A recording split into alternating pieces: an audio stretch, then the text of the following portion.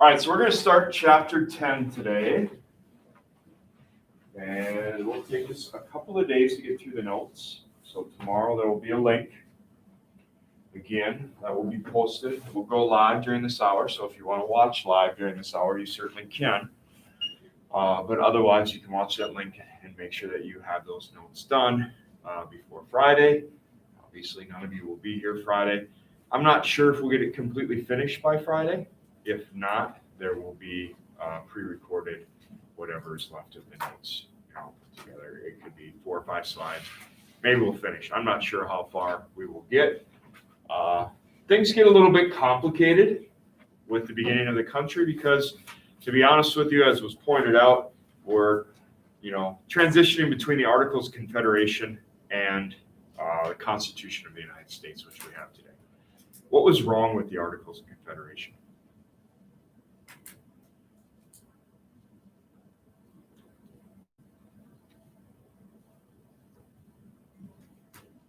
Long, awkward silence.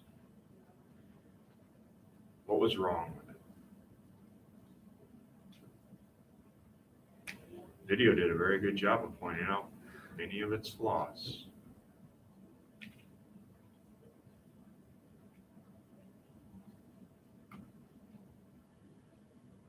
It may take us 4 days to get through this notes. Can't answer this question. What was wrong with the Articles of Confederation?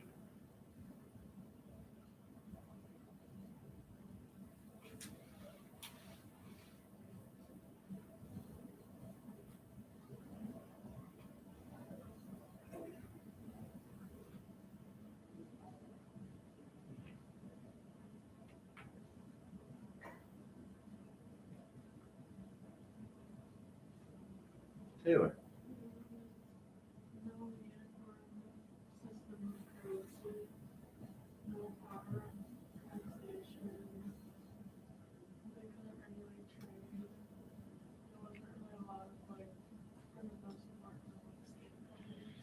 Yeah, I'm assuming by now you must have Googled it.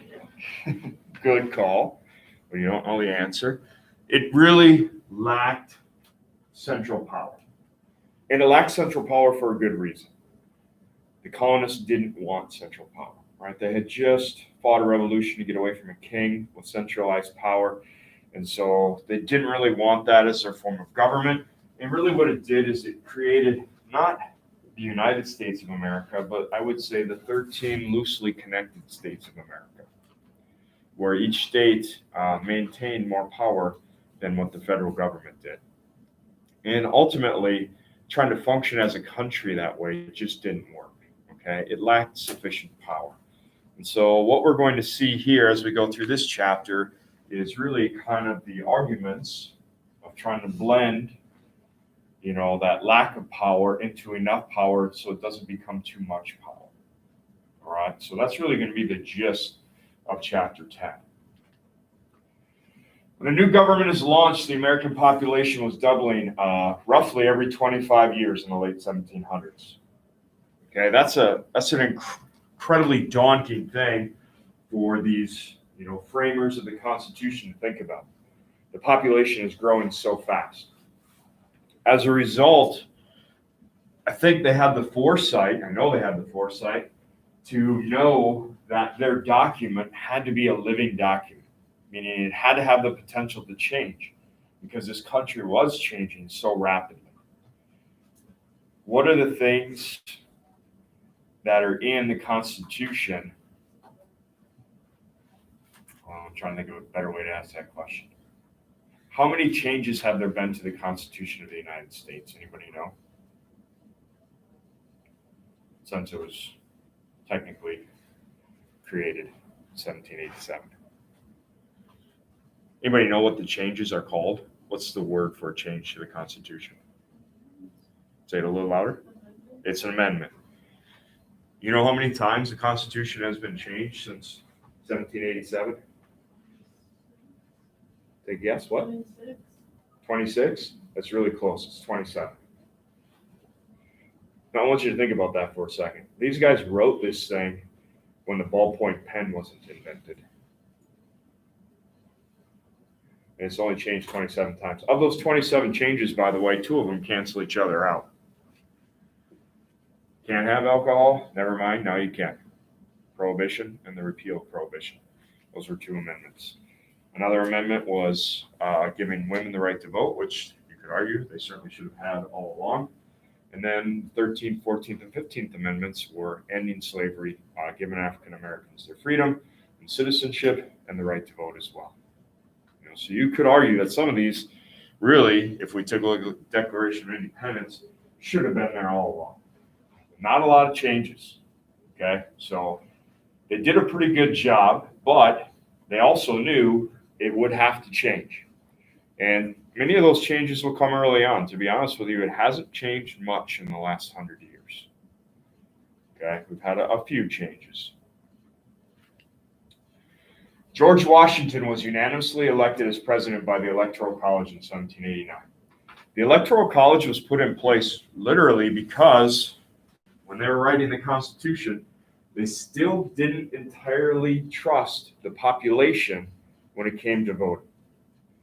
And the Electoral College is debated today as to whether or not it should be there. Because if you take a look at the last few presidential elections, we've had a couple incidents where the president that's won the popular vote has not won the Electoral College vote, and therefore has not become the president. So if you're following politics at all right now, you know that the magic number is 270. Whichever president can reach 270 Electoral College votes will become president of the United States. You could win the popular vote and not get 270. You could have less people vote for you and get 270. And that's because some states do all or nothing, like Minnesota. If, let's say, to keep the math easy, there's 10 million people living in the state of Minnesota. There's not, I think there's actually 4 million, but whatever. And 5,000,001 vote for Donald Trump. 4,999,000 vote for Joe Biden. Donald Trump gets all 10 Electoral College votes from the state of Minnesota. And then every single person alive in North Dakota and South Dakota votes for Joe Biden, which is maybe 1 million people. It's like 600,000 in North Dakota. So maybe a little over that. That would still not equal the same number of Electoral College votes, but the popular vote would be in favor of Joe Biden. So let me ask you this question. Why would we still use the Electoral College? Technology has certainly changed. We certainly have the ability to count all the votes, although that may come into question. Why would we continue to use the Electoral College?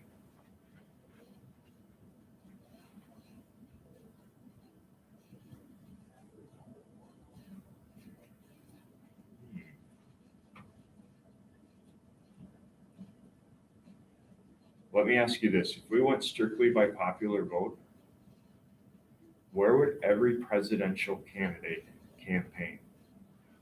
If you just needed numbers. Is that allowed? Certainly. The biggest cities you can find, right? You're going to go to New York City. You're going to go to Los Angeles. You're going to go to Houston. You're going to go to Dallas. And that's where you're going to cater your policies to those people. What happens to the people of South Dakota, North Dakota? Right?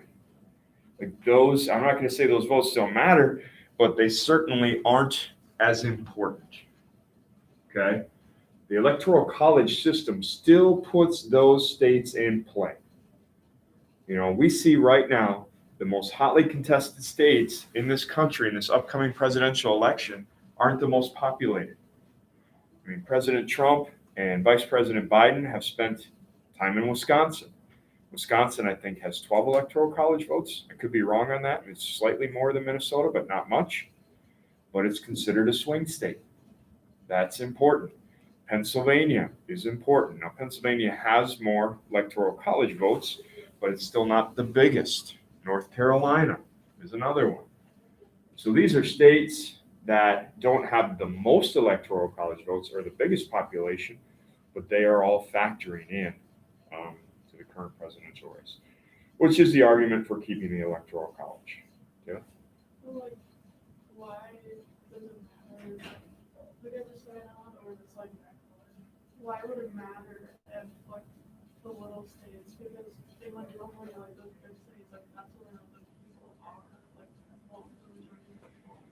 True. So that's a good question. So if the majority of people are there, that's what we should be catering our policies towards the majority of people. That's how democracy works.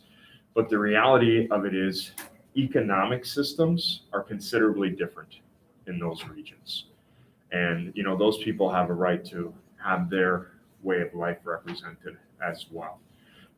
But that you hit the nail on the head. That is the argument that people continue to bring up. Like, well, if the majority of people here, and there's a shift in this country, has been a shift, meaning we are becoming more of an urban society than a rural society. And so really policies are tending towards cities, manufacturing and things like that, and less towards farming and agriculture. At this time, it's still like 90% farming and agriculture. So, yeah, it's a good question. All right, Washington's cabinet consisted of Secretary of State Thomas Jefferson, Secretary of Treasury Alexander Hamilton, and Secretary of War Henry Knox. Secretary of War will later be renamed Secretary of Defense because we thought Secretary of War sounded too mean. So we wanted to make it sound like we're defending ourselves, not going out and engaging in wars. 3 people to advise the president.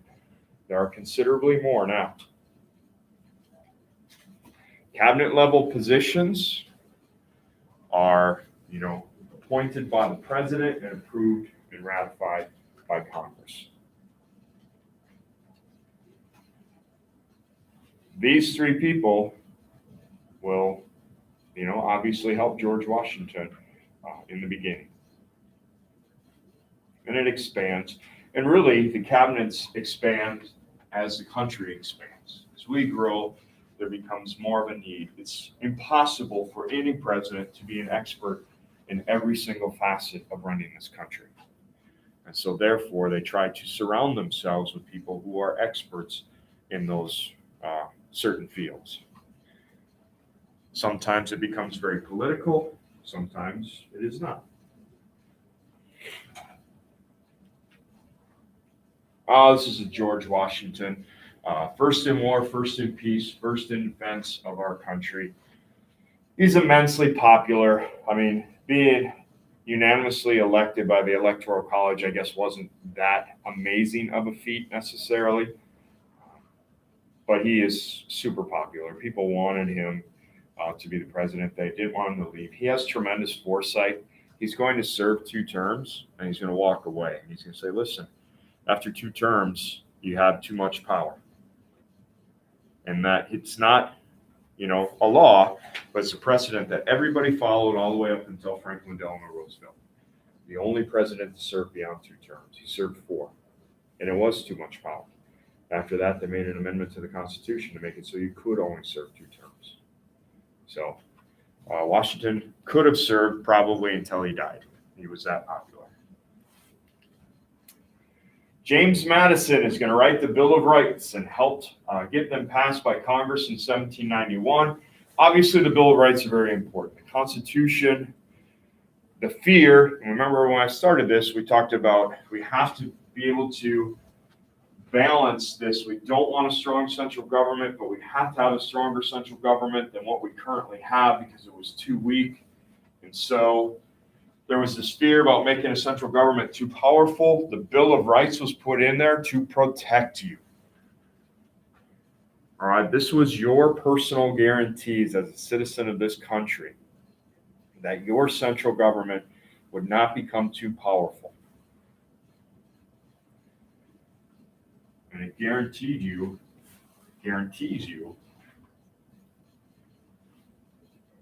numerous rights. That is the thing. Those first 10 amendments, so they are the first 10 changes to the Constitution, is what gets the Constitution to be ratified and accepted. That's the balance between a strong central government and still retaining individual rights as a citizen of this country. The Judiciary Act of 1789 created the federal court system, including the Supreme Court. It kind of completes the balances of power, if you will, between the legislative branch, the executive branch, and now the judicial branch. And John Jay, becomes the first Chief Justice. Early on in the development of this country, one of the people who has the most significant impact on where we are as a country today isn't the president, it's actually the Supreme Court Chief Justice. Because many things will become court battles. They'll argue them out, how to interpret the Constitution. And it will go to the Supreme Court, and the Supreme Court will make decisions. Those decisions then become what we call precedent. Precedent is a legal example for others to follow. In other words, this is how we interpret it, this is how we should interpret it in the future, and it really kind of lays the groundwork for how our country is going to run.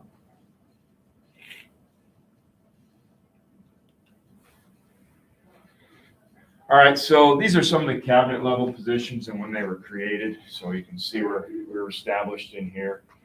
Secretary of State, Secretary of Treasury, Secretary of War, eventually Attorney General, Secretary of the Navy, just kind of keeps going. As the country grows more and more, then after 9/11, our last cabinet level position was added, which is the Secretary of Homeland Security. Helps coordinate information between all of our different investigative resources.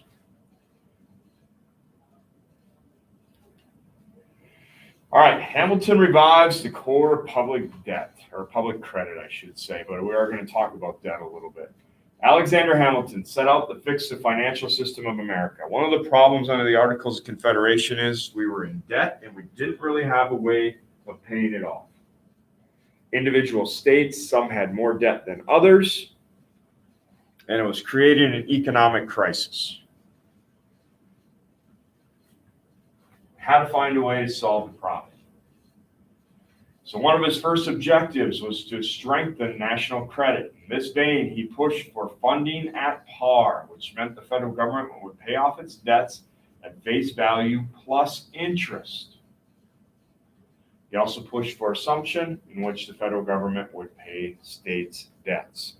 In other words, he said it becomes the responsibility of the federal government to pay these debts. I'm not going to ask you why, because you probably don't know why. The reason why is because most of these debts were incurred by fighting the Revolutionary War. And certain states bore the brunt of fighting more than other states, and therefore it was more expensive. So he argued, and obviously if you're a small state that didn't have any debt, you don't want to have your money going to pay off somebody else's debt. The meant is if we're going to be a country, then we can't have individual states responsible for their own debts when we fought a war. Does that make sense? Like you can't say, Minnesota is responsible for more debt, in the war in Afghanistan than what Wisconsin is, right? It is a national endeavor.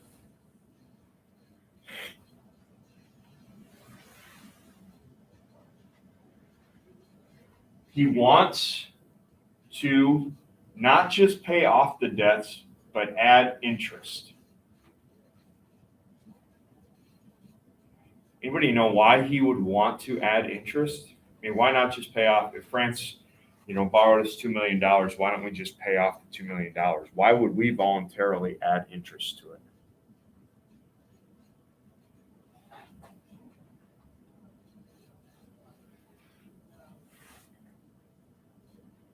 Why do people invest their money? Get something in return. Yeah, you're hoping to get more money in return, right? If he adds interest, he can convince people to invest in who? The United States, to invest in our government. And again, at this stage of the game, you're trying to attract investors that aren't necessarily foreign countries even. Wealthy individuals from this country will be borrowing money to our government. He wants them investing in our government. He wants them to have a vested interest in the success of our government. in order for this country to survive. Do we borrow money today? We do. Right? We're like trillions of dollars in debt, but people still borrow us money. Most of it now is, foreign countries. Why would they still continue to borrow us money?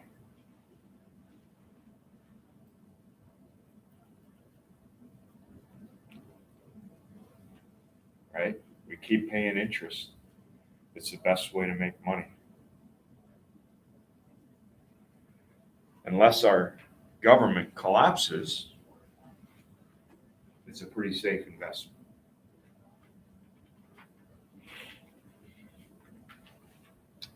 That's Alexander Hamilton. Hamilton believed that a national debt was good for the country. The more creditors to whom the government owed money, the more people would be or have a personal stake in the success of the government. Keep in mind, at this time, it is really a lot of individual people, some wealthy people at this time. Hamilton supported the first tariff law in 1789, which imposed taxes on certain imports. This brought in much needed revenue for the government and protected small American industries. So a tariff is a tax that's put on a good brought into this country. Oftentimes a tariff, will make an imported good the same price as a good produced in the United States, or that's how it protects a small business. Does that make sense? Because Americans, since the beginning of time, when you go to a store to buy a product, and let's say you believe those products are equal, are you going to pay for the more expensive one or for the one that's a little cheaper? Right? We tend to pay for the one that's a little bit cheaper. And so tariffs can protect that.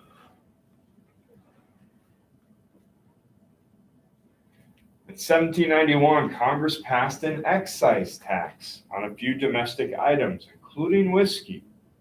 This is going to cause a problem. It actually starts a rebellion called the Whiskey Rebellion, which we will talk about. I think it comes up here again.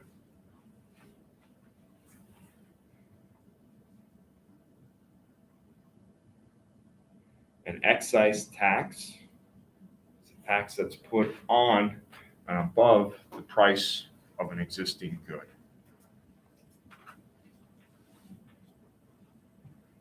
There are still excise taxes put on goods today.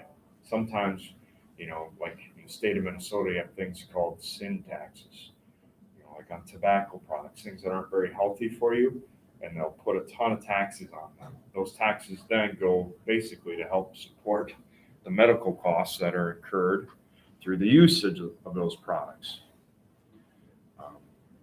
So sometimes it's a tax on top of a tax on top of a tax.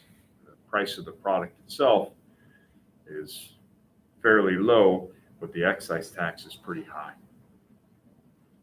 It may be done to try to prevent you from buying it in some cases, or to try to help deal with the effects of you buying it. Alcohol and tobacco are probably the ones that have the biggest taxes. All right. Debt owed foreigners, roughly $11 million, or close to 12. Federal domestic debt. Remember, the vast majority of our debt was owed to people in this country. This is why you pay it off with interest. Get the wealthiest people in this country invested in the success of this new government. If they are, they're going to be willing to support it because they want their money. They want a return on their investment. They want to make money. And then there's state debt. So, couple of different revenues. You have your miscellaneous revenue, the excise tax on whiskey here, and customs and duties, aka tariffs. So taxes on goods brought into this country. Now, when you put a tax on a good brought into this country, it certainly can have a positive effect. The negative effect can be when you try to sell your goods to that country, they may do the same thing to your goods. And therefore, people in that country may not buy your goods. Does that make sense? So sometimes we hear things called trade wars or tariff wars, in which countries go back and forth with their tariffs. Alexander Hamilton proposed a Bank of the United States. that could print paper money, provide a stable national currency. The national bank would also be a place where the Treasury could deposit monies. Jefferson strongly opposed the bank. He said it was unconstitutional. In other words, it does not say anywhere in the Constitution that there should be a national bank. He felt the states had the right to manage their own money. Most of the opposition came from the South. Most of the support comes from the North. We're starting to see a dividing line. We're going to see groups appear, the Federalists, the Anti-Federalists. We talked about them a little bit in Confederation to Constitution. The Anti-Federalists are much more trying to keep the power in the states' rights, Thomas Jefferson. The Federalists are, led more or less by Alexander Hamilton. They're not political parties yet, necessarily. They will develop that way, but they're not yet. And this is where we start to see the battle that takes place between strong federal government and strong state governments. Jefferson leads the charge for the state governments. Hamilton leads the charge for the federal government. And they essentially create this political rivalry. Hamilton will eventually prevail, and the first Bank of the United States was created in 1791. This charter lasted for 20 years and was located in Philadelphia. It will come up again throughout the development of this country. The national bank will be seen as a symbol of the wealthy people in this country. And when Andrew Jackson becomes president of the United States, he literally declares a war on the national bank, and he attempts to kind of tear it down. And it creates a lot of economic problems. Hamilton is right in the fact that in order to have a strong national economy, you have to have a centralized bank. That's what we found out over time.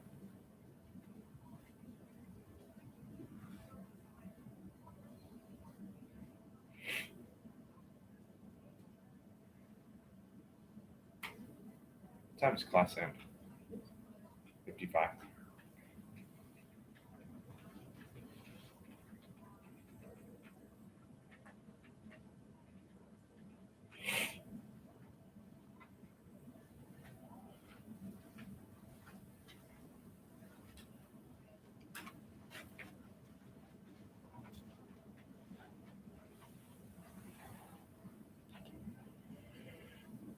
All this this will kind of lead us back into the Whiskey Rebellion. An exciseman is a tax collector. All right, I'll talk about this in a second. I will be right back.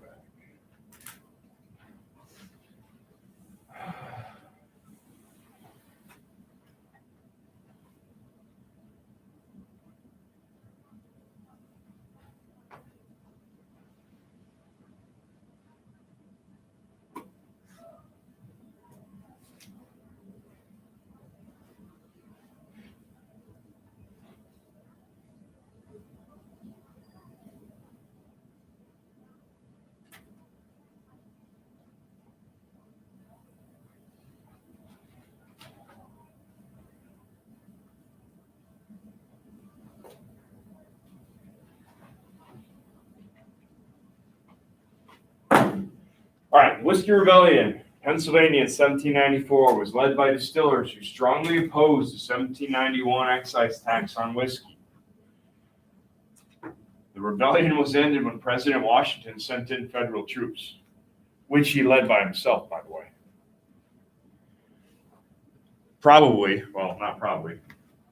Definitely the last time a sitting president ever decided he was heading off to war. I mean, could you imagine Donald Trump or Joe Biden hopping on a tank and saying, let's go to Afghanistan and finish this thing? And it's probably not going to happen anymore, right?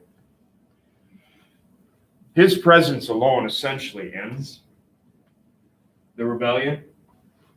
The Whiskey Rebellion was an interesting thing, and I'll try to explain it the best I can. It makes the distillers mad because they have to pay a higher tax, and what was happening is farmers were growing corn. and you could fill up, a wagon, let's just say a wagon load of corn on a bad road, and it would take you 20 trips to get all your corn to the market.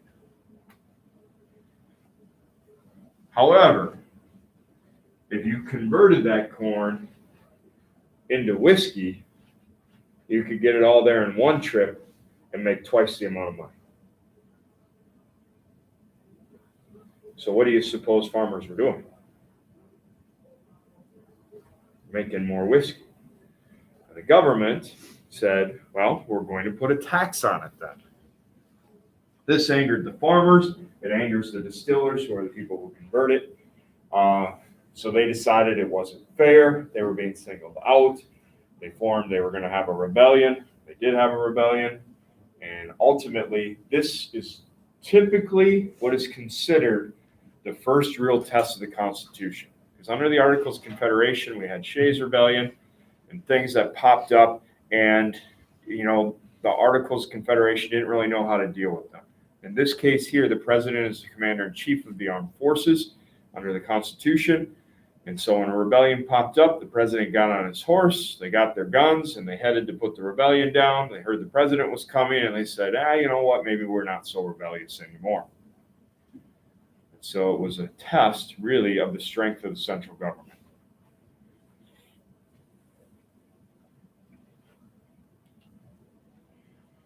Political parties had not existed in America when George Washington took office.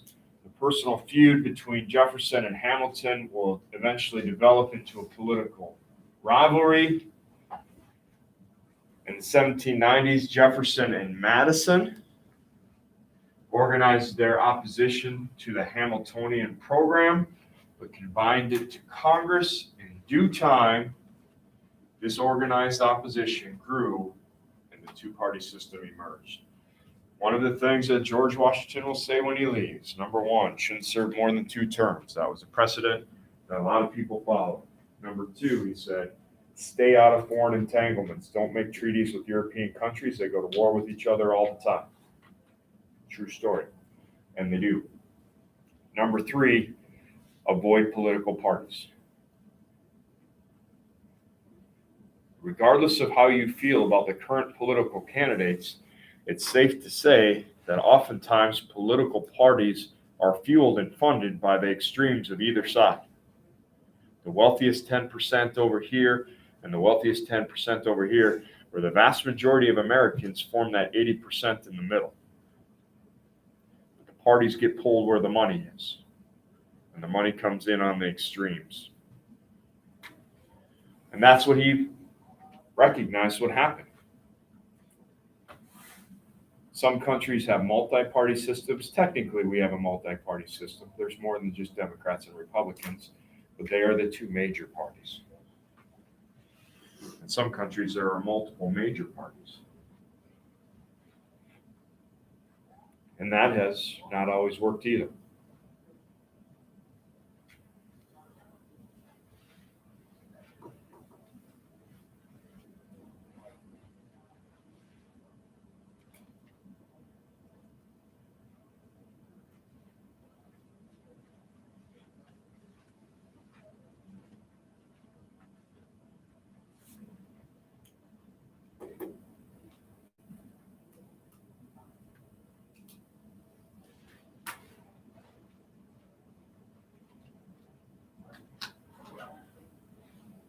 All right, you don't have to write this down yet, but what we're going to find out is we're going to have essentially the Federalists, and this is kind of the Alexander Hamilton tree, if you will, and this is the Thomas Jefferson tree. So you have the Federalists, and you have the death of the Federalists, which we'll talk about, which really comes out of the War of 1812, and a bad idea by them. Then we have this era of good feelings, which is total misnomer. It shouldn't be called that. But there was only one political party for a while, but it didn't mean everybody was getting along. The country is literally starting to tear apart. And then we'll see National Republicans, Whigs for a short period of time, turns to Republicans, turns to present. Democratic Republicans becomes Jacksonian Democrats. What's different, though, is a shift in the party. Okay, Republicans, here were the more liberal party, and Democrats in 1854 were by far the more conservative party. And that will flip after the Civil War, and over time, to be perfectly honest with you, this is going to sound bad, but it took all the old slave owners to die. And then the Democratic Party switched and became a more liberal party as opposed to a more conservative party. And we will start here, the impact of the French Revolution, tomorrow. So this is where we'll start tomorrow.